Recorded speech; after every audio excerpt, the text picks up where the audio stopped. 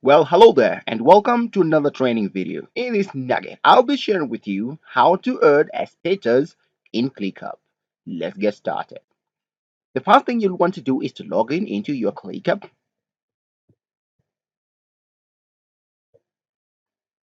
And now remember that Clickup status comes in when you want to define the status of your project, whether it's complete, in progress, or any other status that you use in your project management. Well, statuses usually come automatically when you're setting up your workspace on ClickUp. However, if you'd like to add extra statuses, this is how you go about it. So to set up statuses in ClickUp, I'll navigate into the specific task that I would like to change the status.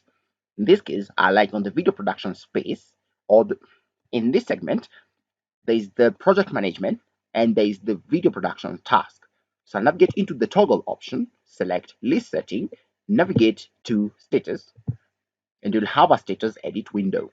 In the status, I'll click on add status and I'll have J status as my preference. I'll click on enter and then pick a color of my choice. I'll then click on save. And once I save and navigate into any specific list, click on the drop down, I find the J status that is already available. Remember, you can set up any status of your choice depending on the different approach on how you set up your project management in your ClickUp. So select on the status icon. From the status that are appearing in here, there is an edit status option. I click on status and I can add a new status. Remember, I'm using the custom space here because other card bands and other options will come out with their auto default status. So in this case, it is custom. So I just want to delete the J status. I'll click on the toggle options and select delete status. I'll click on save and done.